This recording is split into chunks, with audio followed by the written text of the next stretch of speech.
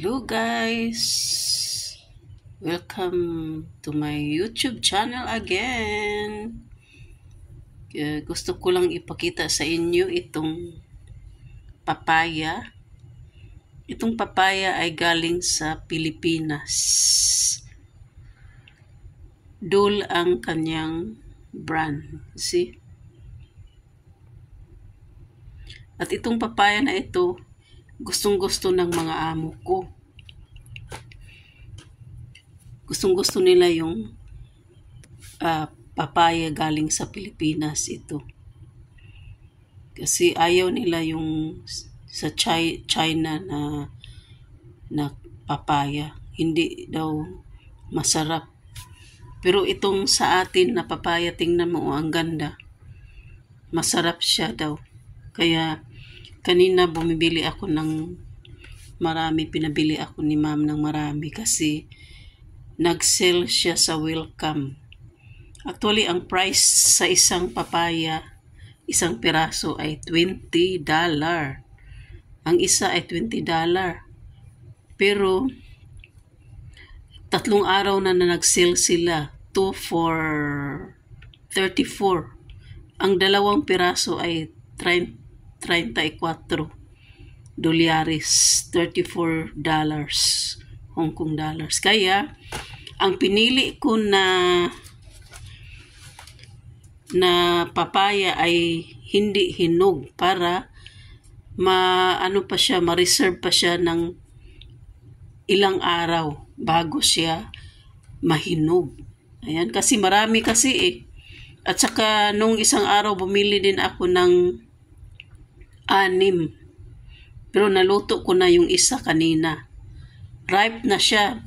Kaya nilagay ko na siya sa ref. Kaya ito, ang ganda, ang galing. At saka lagi silang bumibili, ang amo ko laging bumili ng Philippine na papaya. Tapos may isang bisis, tinanggal ko yung mga buto-buto niya. Tapos kinuha ni ma'am. Dinala niya sa China kasi sa China may bahay sila doon. Tapos may garden sila sa labas ng bahay. Kaya itinanim niya daw yung buto. Ayan, kasi gustong-gusto nila yung papaya ng Pilipinas. Sweet siya tapos malaman siya. Ang balat niya ay napaka hindi siya thick na balat, kundi thin lang siya, kaya maraming makukuha na laman sa loob. Kaya iyan po, pinakita ko lang po sa inyo na ang papaya ng Pilipinas is the best dito sa Hong Kong. Kasi pag sa Welcome nagsisell sila, ang bilis maubos. Kasi gusto ng mga Chinese ang Philippine papaya. Ayan. Kaya madaling maubos. Especially nag-sell sila. 3 days na silang nag-sell ng papaya. Kaya today, buti na lang today naabutan ko yung mga magaganda, hindi pa napipili. Kaya green ang ano ko, kinukuha ko ay green para ma-reserve siya ng ilang araw bago siya mahinog. Ayan oh.